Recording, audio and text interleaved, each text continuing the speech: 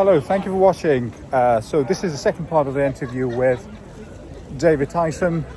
So we picked from where we'd left, talking about his pre-9/11 engagement and experiences of dealing with Afghanistan and the relationships that he'd had.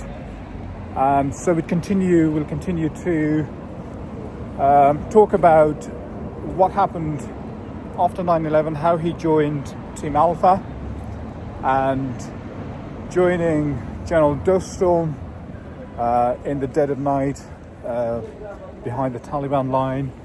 We talk about how they worked together and captured Mazar-i-Sharif. So there's a lot of dynamics going there. Incredible story of him and others who worked and fought alongside. And yeah, so we also delve into Qala-i-Jangi, the story of which was covered in the episode with Toby Harnden. So it's a riveting, extraordinary story, and please also do all the good things: the likes, the comments, subscribes, etc., which will help us to get Afghanistan stories reach more and more people. So how was the relationship between, from your point of view, the relationship between the agency and the Hazara commanders on the ground? I mean, were there relationships at all, or were they more like a secondary group of people? I think at the time, everything, the agency had limited budget, it had limited resources, and I don't think it could do much else than deal with Massoud at the time. Obviously, we were aware, especially in Central Asia, of the Hazaras and their commanders. We were aware of the Uzbeks and their commanders, and the others, the Tajiks, Ismail Khan, and so we had this constellation of commanders and warlords that we knew to be on the same side as Massoud, and by extension on our side. And just as importantly, you had lobbyists, so to speak.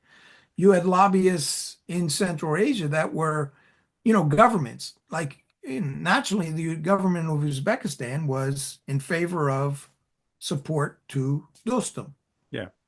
The government of Tajikistan, the Turkish government, and so forth. And of course, you had the Iranians, which were not so much, players in terms of lobbying the U.S. government. But so each of these commanders and warlords and parties had their own set of people that were supporting them, right? Yeah.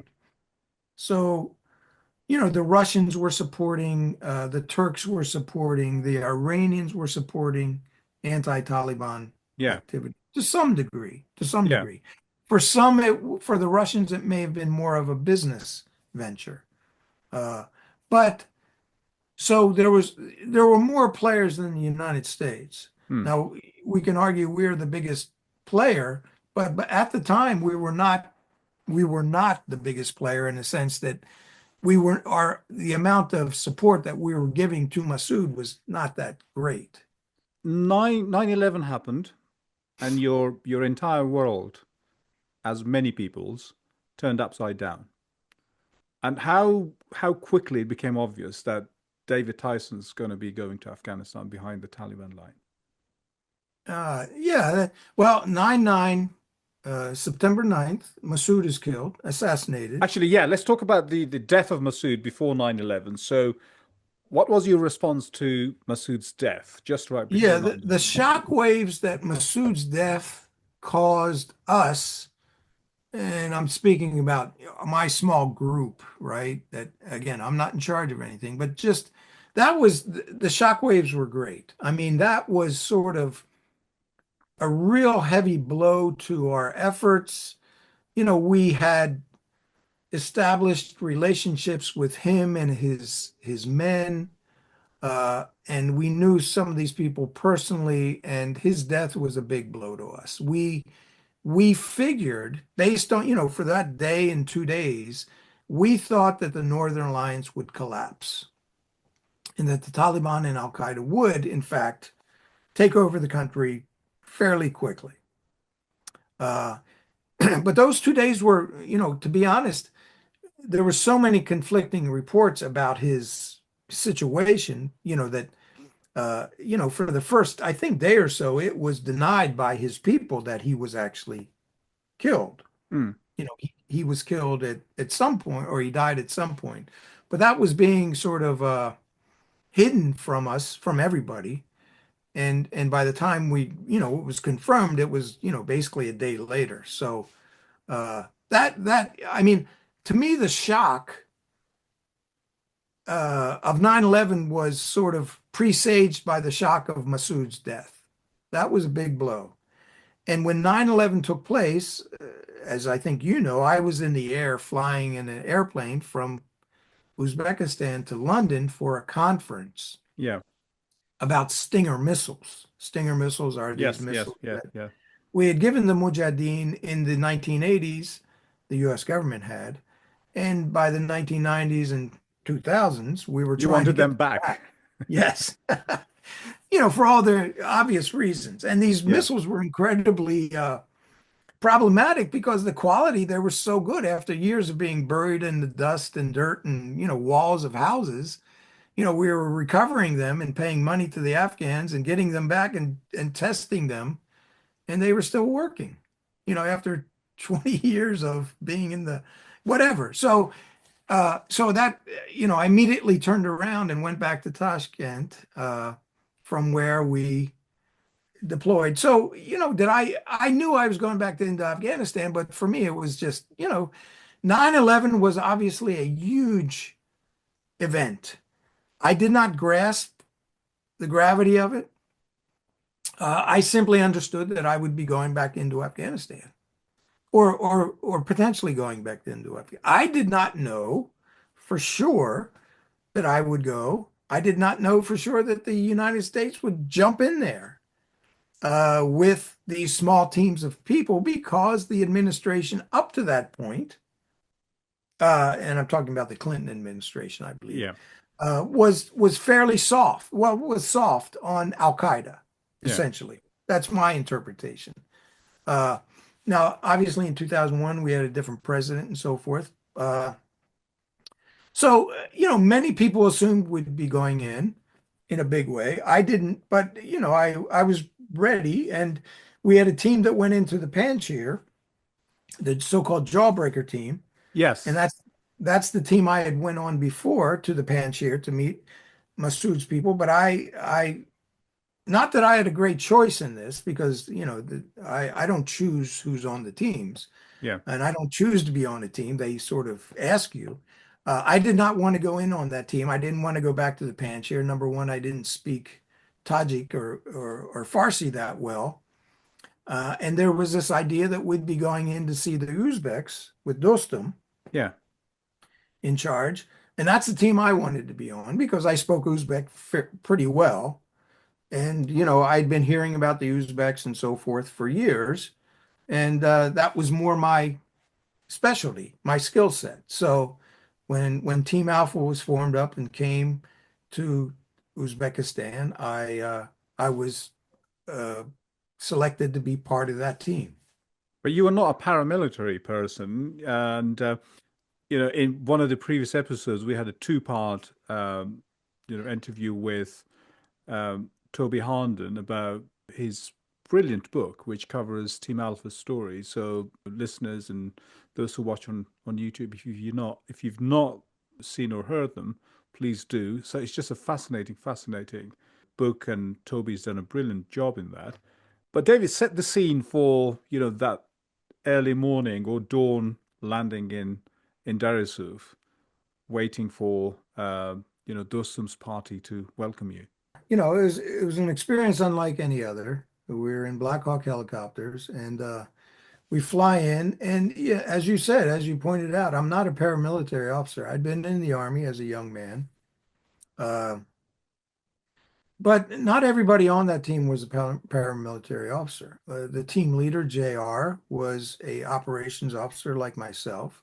He was more, JRC, yeah. yes, he was more experienced, obviously, more senior. Uh, he had dealt with the Afghanistan issue back in the period of the Mujahideen when they were fighting the Soviets.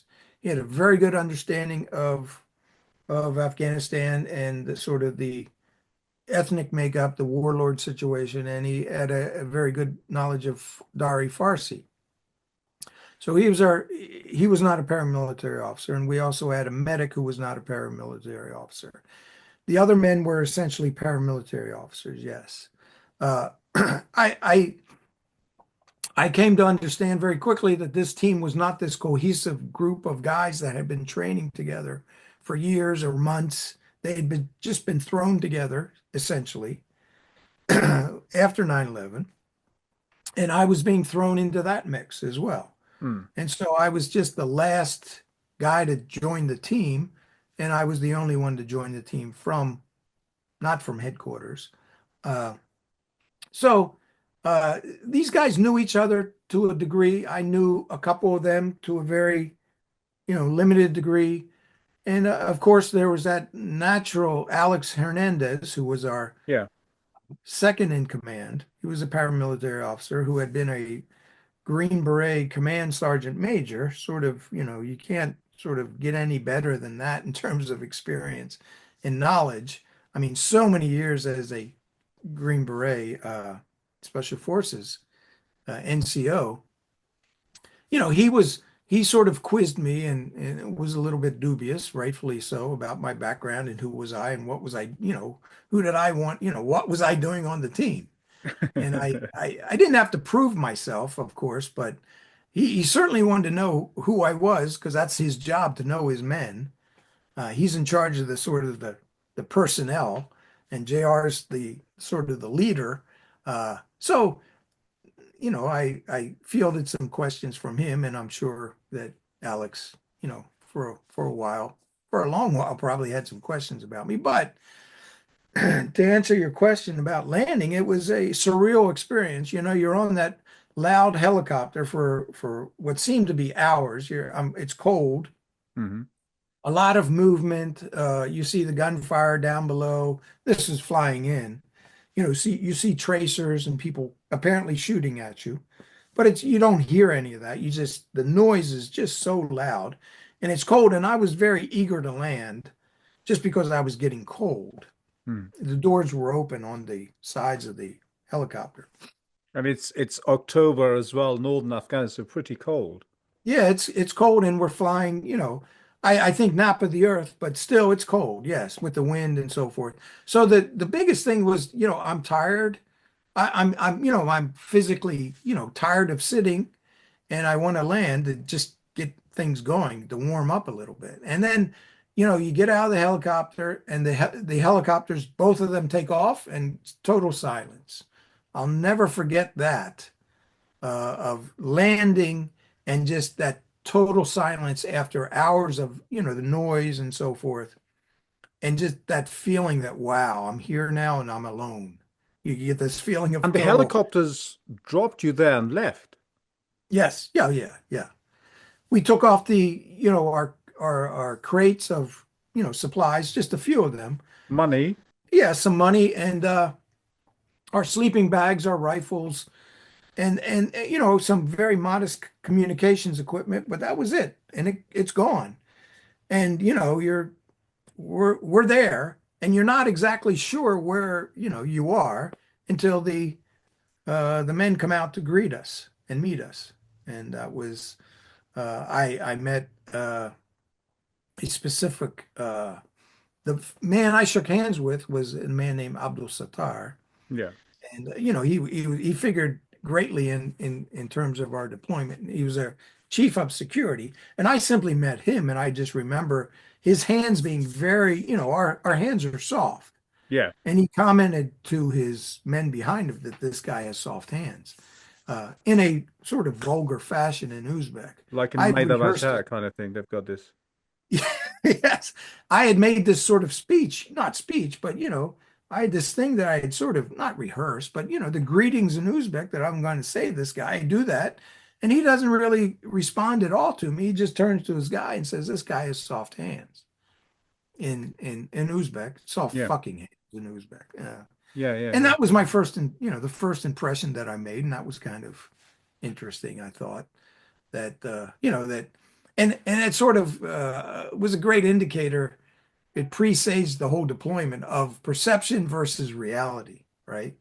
I had this perception, I'm going to greet this guy, he's going to shake hands, we become brothers and we fight the war, and everybody gets along, and that's more or less what happened. But the first thing he says is, I have soft Yeah. hands, and everybody comes up and starts stroking my hand, just Oh, wondering to who this that guy. degree of, Yeah, yeah.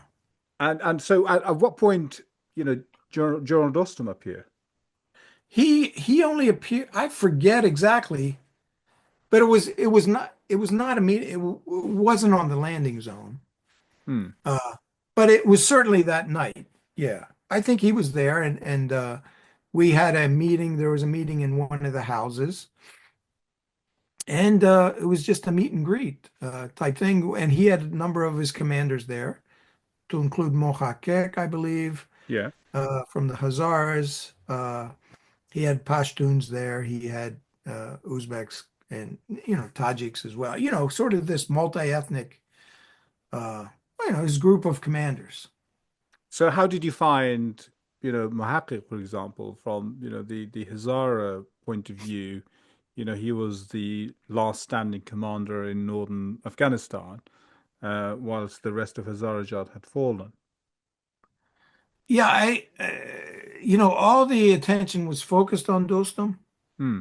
Uh, and that's why we were there to meet with Dostum, and we knew about the other commanders. Uh, I don't think there was, the impressions we got were just normal. Okay, here's these commanders. We know about them already for the most part.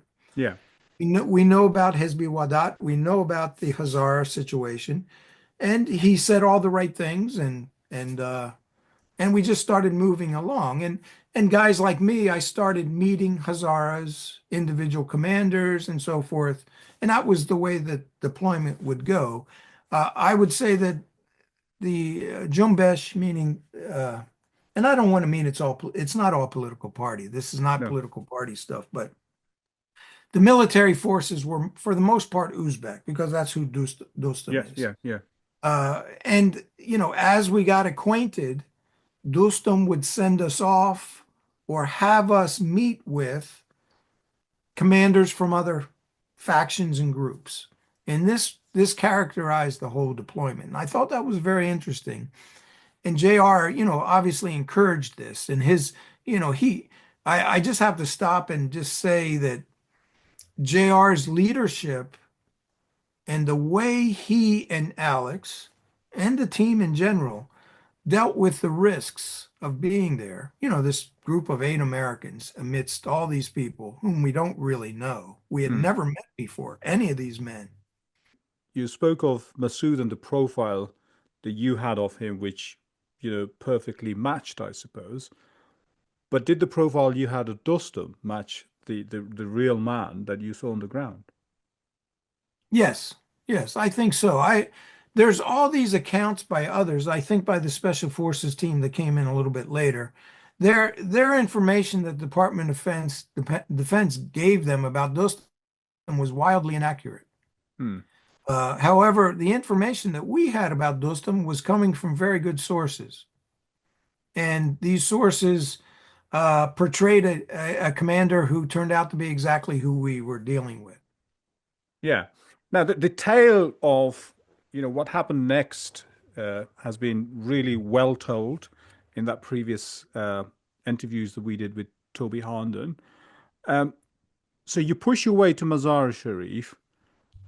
Talk about the liberation of Mazar and what you witnessed there. Yeah, I think what impressed me the most was to see the sort of smiles and happiness and joy of the population as it came out, as we entered into the city's suburbs and into the city itself. just to see the people come out and just, want to shake our hands, smile. And it seemed like an actual liberation as opposed to, what do you call it? An occupation. Yeah. And at that time, I think the narrative was one that put us, the Americans, we were very small numbers, right? We were, you know, probably 30 to 40 Americans entered Mazar-i-Sharif that day, if that many. And it was understood that the Americans were not invading. They were with the Afghans, the Uzbeks, the Tajiks, and everybody else. We were with them, fighting with them. We were not occupying. The occupiers were the Taliban, who were Pashtuns from the south and other, areas, and the Al-Qaeda guys, the foreign fighters. They were the occupiers. So our entrance to Mazar-i-Sharif in November was one that I think reflected that point. And there was nothing but good feeling towards us that we witnessed. So you get hold of Mazar Sharif. Um, you had hundreds of Al-Qaeda soldiers. Take us through the episode of Qala-i-Jangi. I mean, as far Yeah, as you're comfortable. sure. Let me just talk about getting into Mazar that same day. This is 9 November, 10 November 2001. And what's hard to convey as an American to an American audience or a Western audience is just the nature of Afghanistan. And this is what I really like to talk about because obviously Afghanistan, the United States, the West, they're very different cultures, very different places. But Afghanistan for us during the deployment was a never-ending cascade of situations that were sort of unexpected and crazy, if Mm, you will. Sometimes dangerous, many times dangerous, but they were fraught with a sort of not knowing what's going on. That would happen very, very often. And I'll never forget the day we got into Mazar. Everybody's jubilant. Commander Dostum is introducing us and me personally to Taliban commanders who had switched sides or who had been taken prisoner. And Dostum was treating these men very well. He's going up to them, this is so and so commander. He's a Pashtun from Balkh. He's this guy from he's kind of a shithead, but he's okay.